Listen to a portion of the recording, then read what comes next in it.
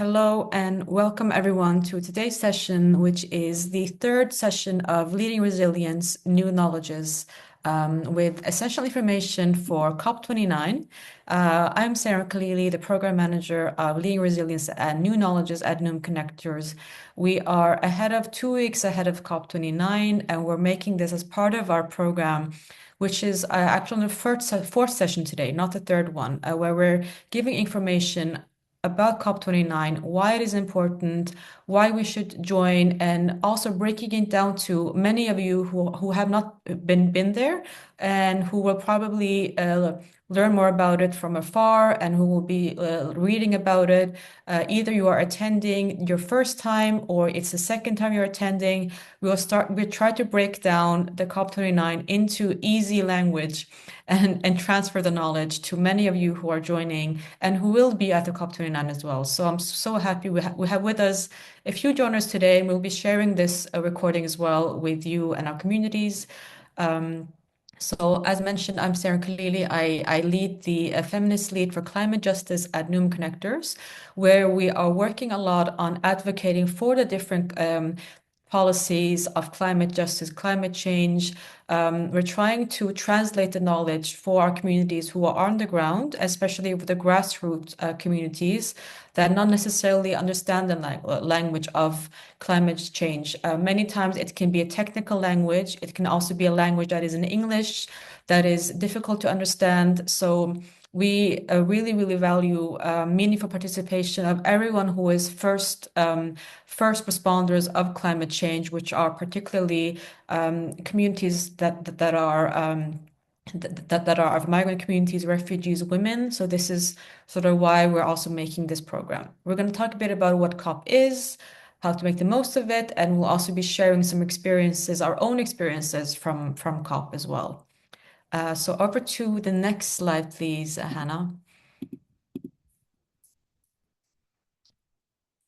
Thank you so much. So I'll start off with talking a little bit about NUM Connectors and our participation in COP29. So NUM Connectors, we are a nonprofit organization. We're led by migrant and refugee women. We're working towards creating a systematic changes in policy and practices that ensures communities from migration backgrounds, particularly women, can fully exercise their rights to protection, services, and self-sufficiency. And why are we joining and why is COP29 important to us?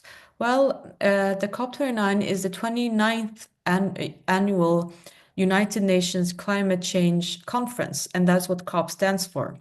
It's an abbreviation that stands for the Convention on Climate Change, which is also the UNFCCC. It will this year be a key gathering where countries come to negotiate and advance global climate action under the UN framework. So this year, every year, the COP29 happens in different places. As you all know, this year they will take place in Baku in Azerbaijan. It will be from November 11th to November 22nd to 2024. So this conference, which we're also joining as NUM Connectors together with the delegation of, we're joining with the Egypt the Dream Foundation. Also, we have with us other co-partners such as I Matters as well. This conference builds on the commitments that is made in the Paris Agreement and the Glasgow Climate Pact. It's focusing on raising climate ambitions and ensuring robust climate finances, both for mitigation, but also for adaptation. So I'll say a little bit more about what this means, because again, I'm really now geeking out on what the COP is, what these terminologies mean to you, and how you can use it when we're talking about climate change. So a few of the top messages this year is that the COP29 will talk a lot about climate finance and new funding goals. This means that climate finance will mean, for example, how should the states spend more money on climate negotiations, and how can we reach the funding goals for climate change? The top messages of this year's COP29 is also how they can strengthen the national commitments, what's also called the NDCs. And the NDCs are, for example, if you're living in a country, every country has their own national commitments. And these are all commitments that each country and nation state is committed to strengthen and to focus on. So this is a place where it comes to all nations that they come together in strengthening these commitments. And the third top message for the COP is global adaptation and resilience goals. And this is again because the conference builds on these commitments made, but it does sort of focuses on these top messages, which is sort of establishing the new finance goal, strengthening the national commitments per country, operationalizing also, funds that are for loss and damage. And also, for example, a lot of these carbon market rules, there are different agreements. So to break it down to you, what we can expect from COP29 is over these 2 weeks, the COP29 negotiations, each date is allocated to a particular sectoral topic, reflecting the as well, there's a presidency at the COP29, which is on the action agenda. So over these days, there will be different sectoral topics, and which is sort of a priority that is negotiated is this year is, of course, carbon markets and non-state actors. How can these negotiate together? There will be negotiations usually done in the next second week of the COP. Also, sector-specific focus days. So each day has a thematic day in the COP. So every day in these 11 days, you will see different themes.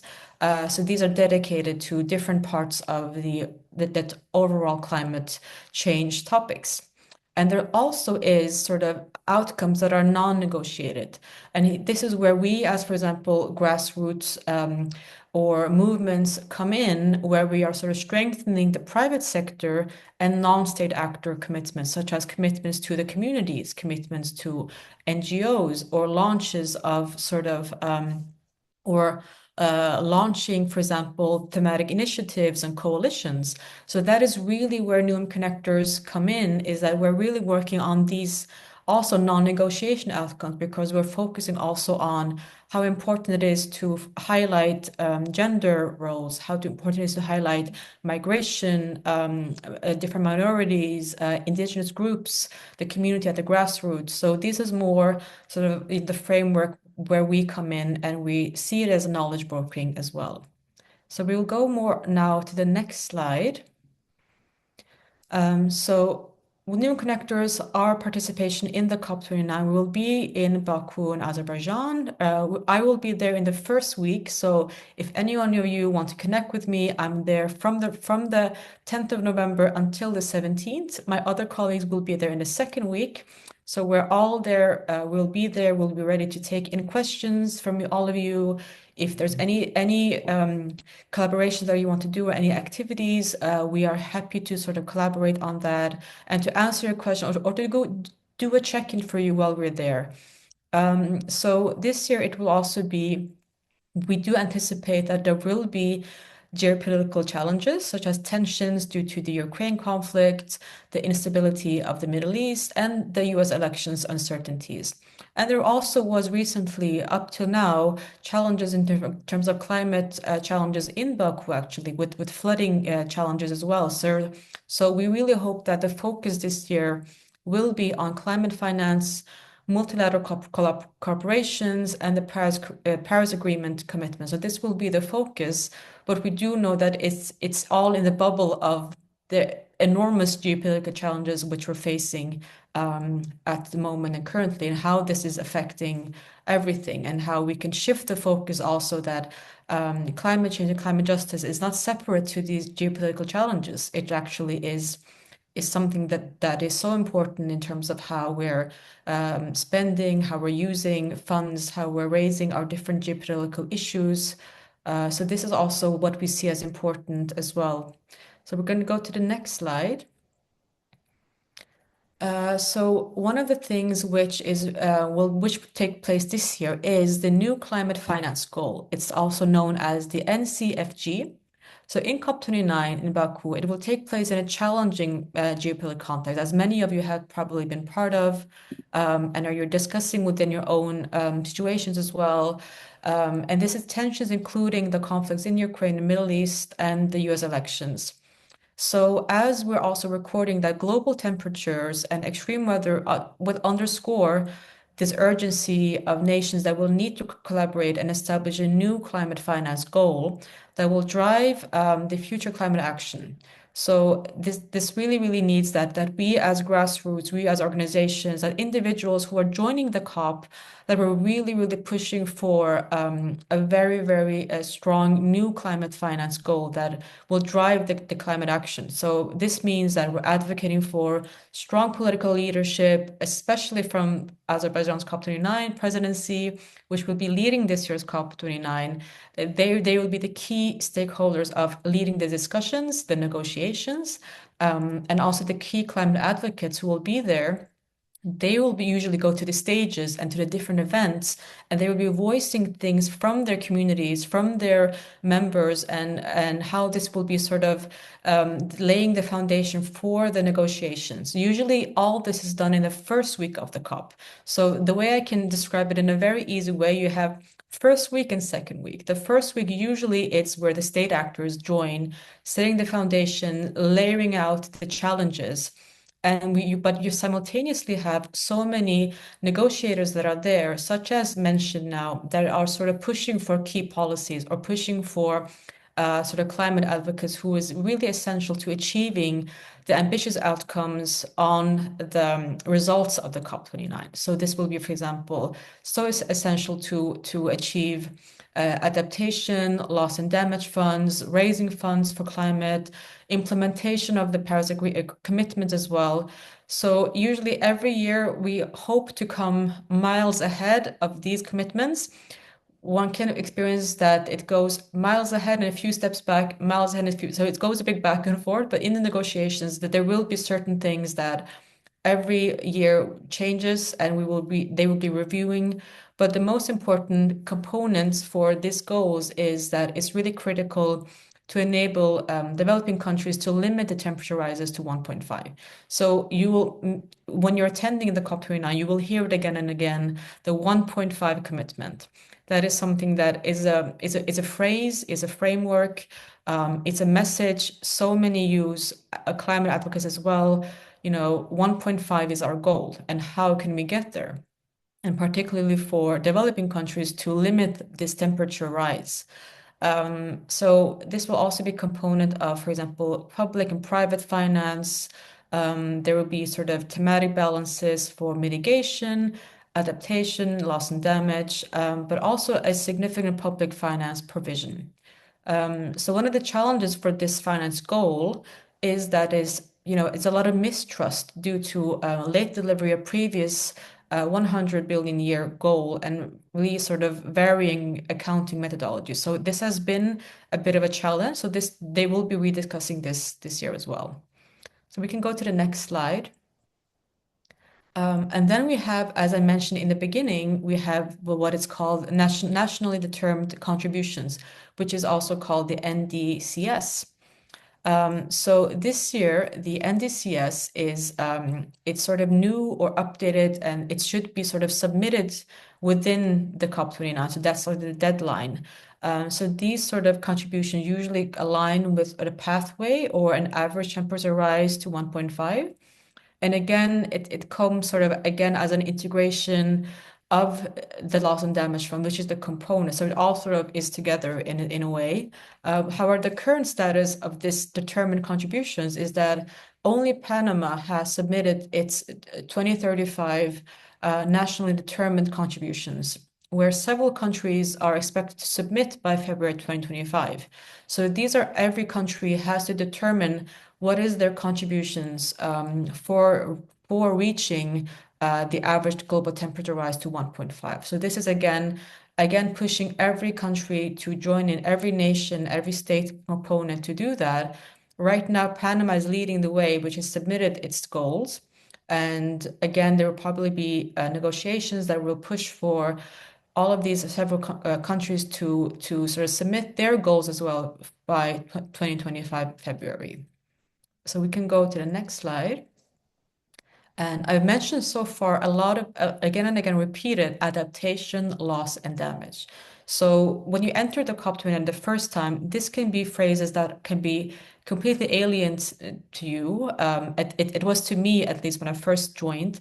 So what I can say is uh, what I can say is that the adaptation sort of part, it works sort of as a way to being a financial mechanism. Basically, it's a financial mechanism that is established to help countries that are most vulnerable to climate change to recover from its devastating impacts. That is sort of the most basic way to describe the Adaptation Loss and Damage Fund. This was announced at the COP27 in 2022, and it's set to be operationalized this year. It was also mentioned last year. It was last year they sort of set the level of how much this fund is supposed to be. So it's intended particularly to support countries facing irreparable loss and damage. So that is what is in the name of it. So it's a fund that is for particularly for extreme climate events, long-term environmental shifts, and sort of such as it can be rising sea levels, drought, and floods. So one of the main purposes of this loss and damage fund is that the fund addresses the need for immediate and long-term support for countries that are already experiencing climate and climate-related losses and damages. And this means, for example, especially losses that go beyond adaptation and what mitigation can cover. So this is a very distinctive, other than other climate fund, which is sort of usually generally focusing on preventing climate change or adapting to it. So this is not sort of a prevention fund, or it is more of a responding to irreversible impacts. One of the sort of sources for this fund and for this one is sort of that it's a very significant part of the COP29 discussions because it's really focusing on securing sustainable resources for this fund from all of the different nation states. And this can be, for example, contributions from developed countries, international financial institutions, but also, for example, it can also leverage from, for example, high emission industries as well. So the idea of the loss and damage fund is that it creates sort of this steady and sufficient flow of resources to cover immediate disaster relief and also long-term recovery needs. What I can also say is that, again, when you hear phrases within the week of the COP, loss and damage repeated again and again, this is a very common phrase that to be repeated. It sort of has a marking a historic step in the international climate policy because it does recognize a need to compensate a lot of vulnerable nations for climate-related impacts that is really unavoidable for them. And it's bridging the gap from previous climate agreements that are sort of left really unaddressed. So as I mentioned here in the presentation, it's sort of a lot this year. Will be a lot about the how, not so much the what and the why, but how can we implement this loss and damage fund, and how can we, pledge for additional financial pledges as well. So we can go to the next slide. So we will talk a bit about enhanced transparency framework, also known as the ETF, and political leadership. So the ETF and political leadership is it's a first sort of bilateral transparency report, which is due this year by December 31st. And this report also includes emissions progress towards climate targets, and is supported sort of the support is needed to do that. And the second part of this sort of transparency framework is the political leadership, which is really, really essential for the COP29 success. And this is also why the first week of the COP, you have sort of all the global leaders are joining, giving their commitments, showing their strong leadership in the COP presidency from Azerbaijan as well, because they're leading the COP29 this year.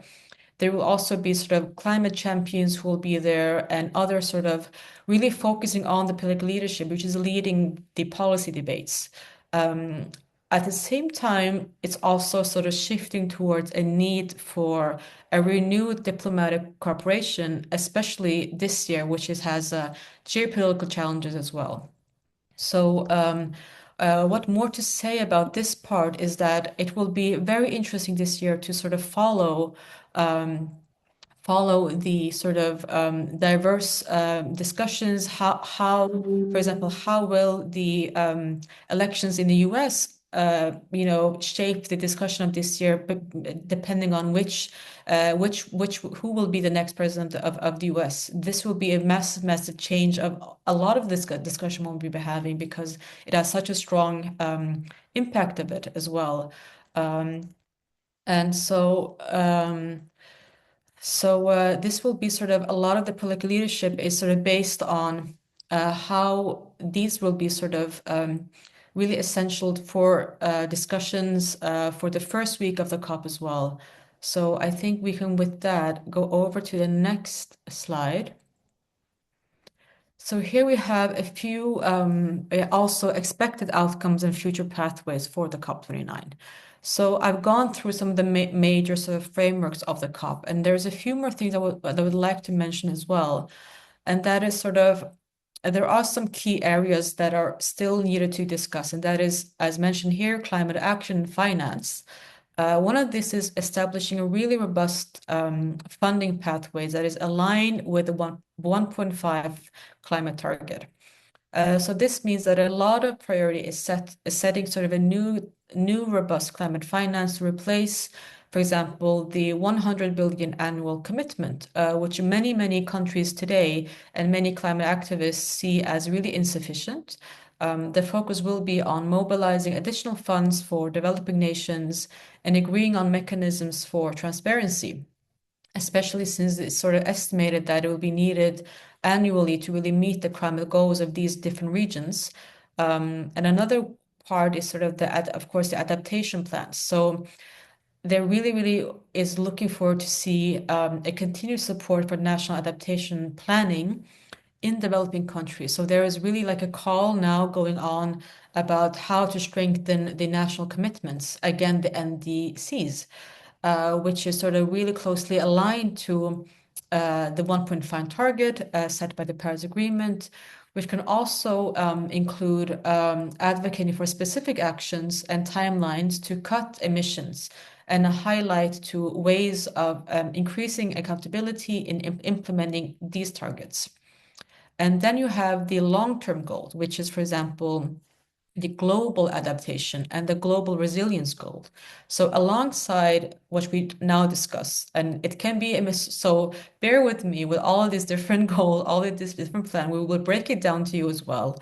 And it's alongside all of these different mitigations, the COP29 aims to clarify and reinforce adaptation goals. And this means I would say, the language that which we try to translate for it is that, especially for vulnerable regions, it includes, for example, finalizing frameworks in the global goal for operationalizing the loss and damage fund. So how can this be operationalized in practice?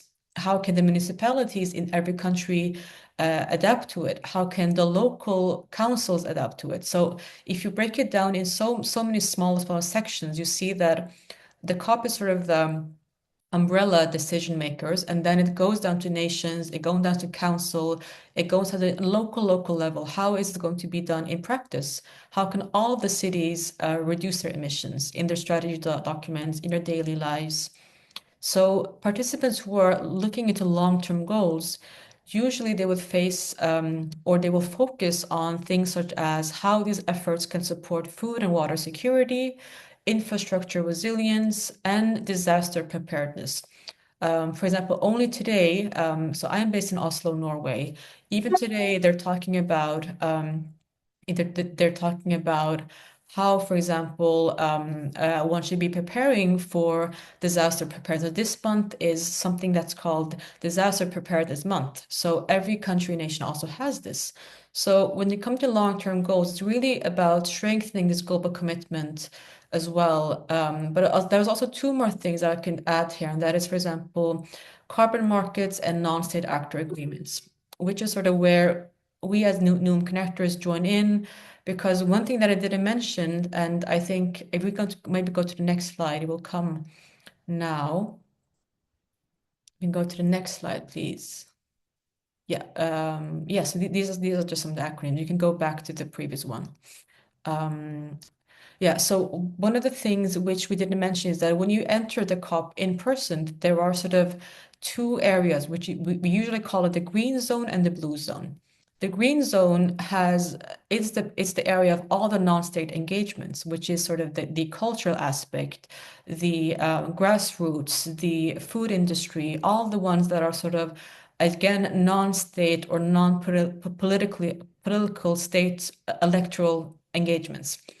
There is political leadership also in the green zone in terms of there's a lot of civil society, advocates, different sort of community members, different NGOs, human rights, movements.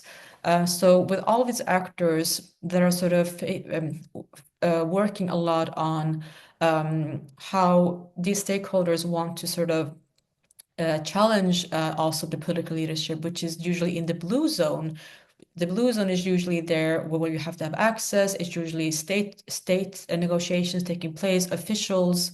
So you would see that also whatever's happening in the green zone is a lot about nature, is a lot about the green emissions, greener jobs, greener markets, a lot of activities in development, innovation, and these sort of things about how we can have more green or sustainable communities, cities, places where we live and breathe.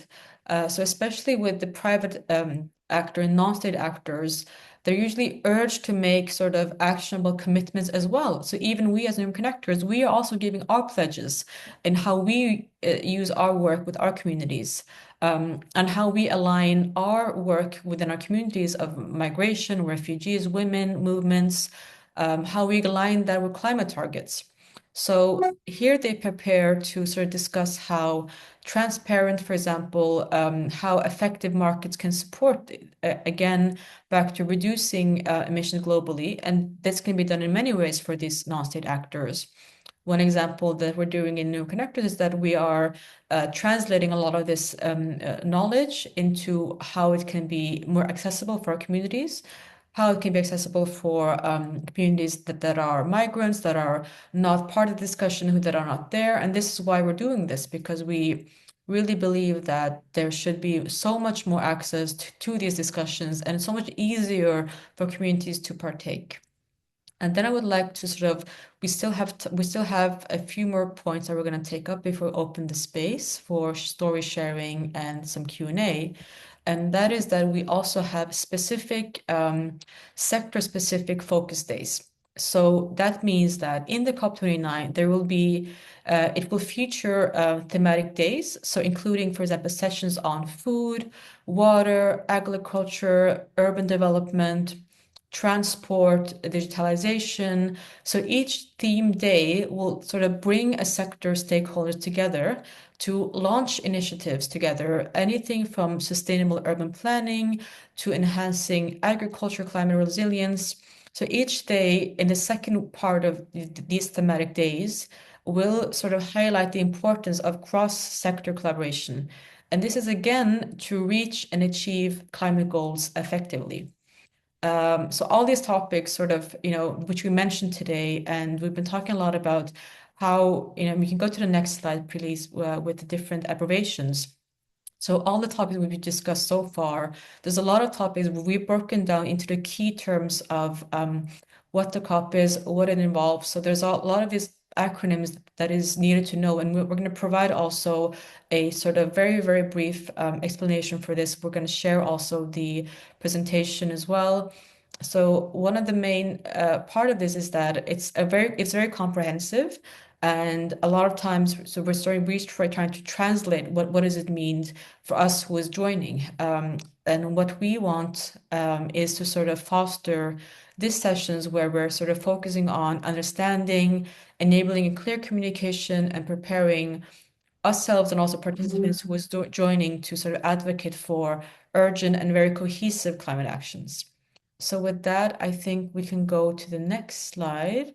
We're on to the Q&A, and we have with us a few joiners, and we're going to go over to this to sharing our experiences from the COP. So I will just open the floor for questions, Q&A. I see we have with us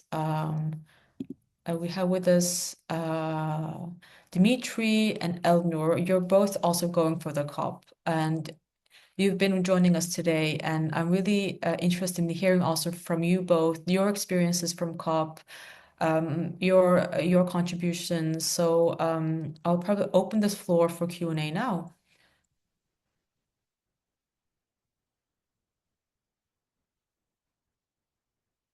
So any particular questions? I will also share as well our own experiences from past COPs as well. So I'll probably start with you, Elnor. We started to talk a little bit before the session started, and you are based in Azerbaijan right now. Uh, all right. Thank you very much for giving me the voice. So I'm mainly participating first time for such a great event, and I mean I had experience in exhibitions and such big expos here in Azerbaijan and also in Turkey, but COP for me is for first time. So mainly, I mean, I've been reading during these days all information about COP, mainly determining the climate change issues, and main agenda is to ensure, as I also understand, to ensure main global points that should be achieved, which is very important. So mainly for me, it was very interesting to understand and to listen that each day there are different teams, as I understand, and each day, so mainly the different teams will have most probably different goals to go with. And for me, what is interesting is because I'm mainly participating the first time, so I would like to join as a volunteer to work and help as much as I can. I mean, mainly maybe giving some hands-on first part line, like maybe ensuring some translation gaps, or maybe giving some physical force help, and ensuring maybe some administration work and scope. So for me, it's interesting that, for example, if there will be different teams, how do you, I mean, because you have most probably the action plan, how do you plan to interact between teams and mainly monitor and control all these things to go on? Because this is a huge, massive, uh, event going on for this time. Absolutely. And thank you so much, Elnor, for joining us. And this is exactly why we have this session, because we know that there are so many that is the first time they're attending, and it can be very, very hectic, and it can be very, it's really not easy to get an overview of what to do, where to go, and what you should participate in. So this is exactly why we're having this session. So very glad that you brought that up. So what I can say is that the way that you, we, you can do is that you can go to the website of the COP. So there you will see all of the thematic events as well. And we're going to share this link as well with those of you who joined today. So in the website, I will share it also in the chat. You can see that there are thematic events. It's called the COP29greenzone.com. And you also have the website that is called the unfcc.net. So here you can find, as a team, what we usually will do, and we will also be there in presence. So if anyone wants to join, we will be having events. We're also trying to make some participations from, making our group and our sessions there.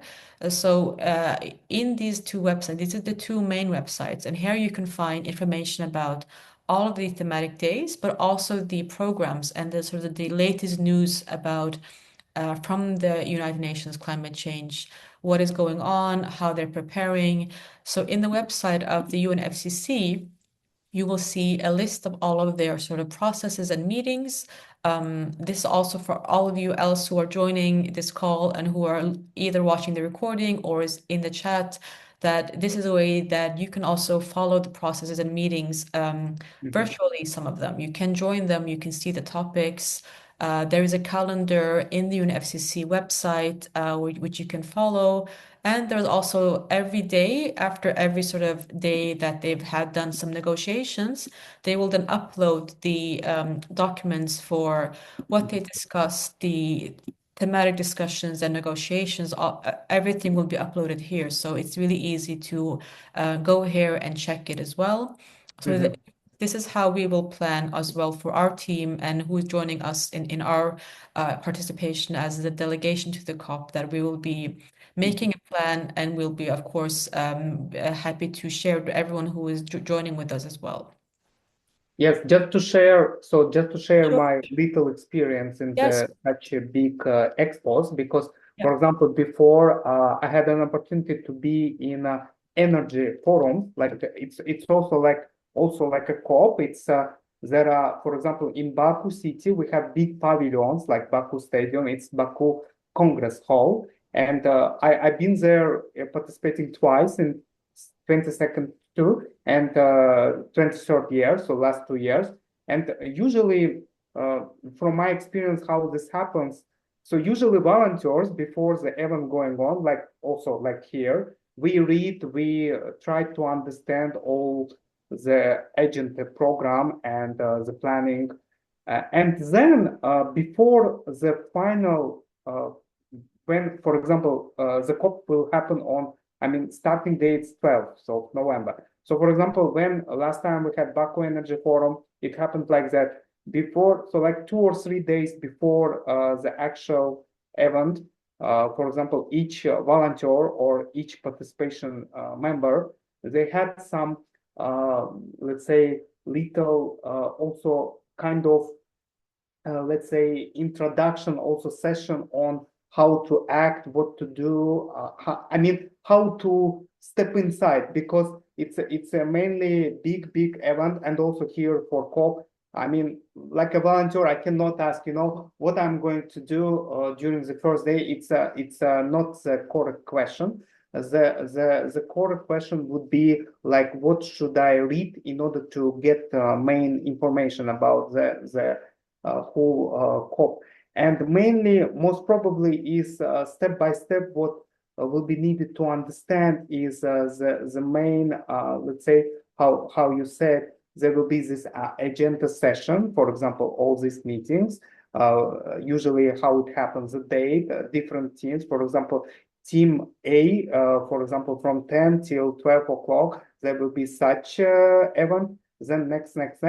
And usually, what the volunteer should know by brain, usually it's by my experience, we should know which team where and when will participate. So mainly like that, and then step by step going inside to know each team, to know maybe the main supervisor or director who needed to be assisted, and then step by step. So most probably, I think it will be, let's say, planned in the future, but still need to go on.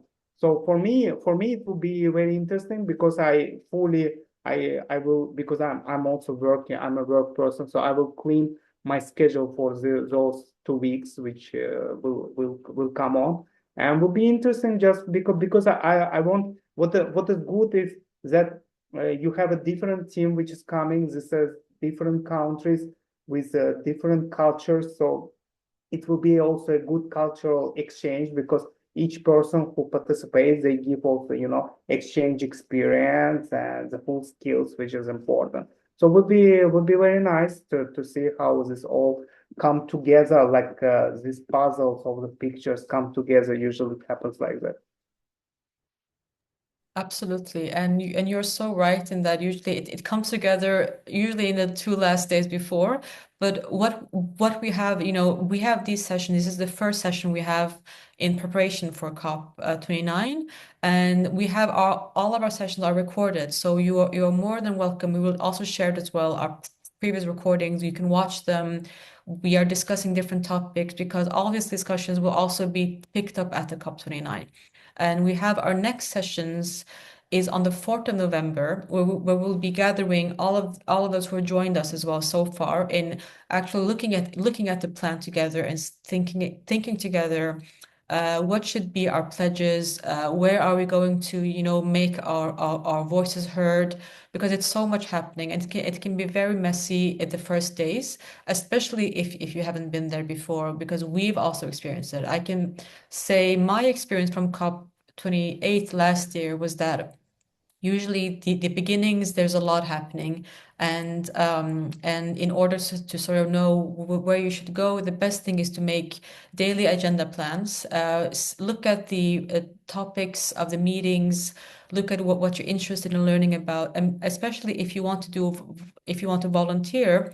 We do have events that will be taking place, and we always will need to have we'll be more than happy to have sort of help in these events. We can definitely reach out to you as well after today's session, or if it's anyone else watching this recording today and who is interested in joining us at the COP, we will be there the first week, but also we have an event on the 21st of November, which we definitely will be needing support and assistance during this event as well. This is one way. I think it's so nice that you're joining and you're being so proactive in this. And I think that says again for so many who are preparing for the COP29 who wants to know information, that this is a way that to be proactive, join sessions, look for information ahead, because otherwise, in 2 weeks from now, it's already so much that has been planned. Because a lot of the things that are happening at the COP is happening, it's planned much long time before. So then and just that you say, make a calendar overview. So what we will do in next week's event, and I hope those who are watching and following us today will also, ahead for next week's session, is that we will be sharing our agenda. We will be sharing where we will be attending, which meetings we will go to, which will be our pledges. We'll also be sharing more about our main event, which is on the 21st of November. So that is an event that is with the focus is going to be feminist leadership in climate affected and conflict affected areas, which is a topic which is very close to the work and the core work of NWC, which is gender and climate justice and also migration. So on the 21st of November, it will be in the evening. It will be at the GCC Pavilion, and we will be sharing more about this event. And we will definitely need supporters, volunteers for this event. So if anyone, especially as well, I know you who you're here, or anyone else who's joining here is interested in learning more about this particular event, we will be having that. And we also are interested, I know you're also with us, Dimitri, here for the first week. If there's any other events that you want to do or arrange in the first week, we're happy to collaborate and to make these events as well. And just to check in with Dimitri if you're still here with us. If you're Yes, I'm here, but I have some technical Sure, sure. No, I just wanted to problem check in today. no worries. I just wanted to do a last check. We have like 5 minutes left of today's session. Just do a check-in with you. Any thoughts, ideas for COP29, any messages, anything that you want to share before we close sessions today? Uh, my ideas or messages. Yeah, Uh, sure, sure. I'm not ready to speak No worries, uh, no worries. a lot today because I don't open my notes. It's Yes. no worries, no Uh, worries. So, as about me, about our organization, we represent civil society in our country. I am from Belarus, uh, and we are volunteers, and uh, we plan. Uh, I have listened to you attentively today, and I get a lot of information. It is my first time to of participation in this Yeah, that's good. Yeah, uh, that for many it's the COP. first time. Yeah, for many Yes, the first time. Yeah, yes. yeah. In such a large event, and I'm I'm interested in climate change issues, and uh, in our organization we monitor climate changes in our country and around the world. We find best the main idea is to invite everyone who wants to join to search for the solution to stop climate changes. We want to propose and scale up effective ways, methods, and solutions salute to problem of climate change. Yes, and we mm, we want to speak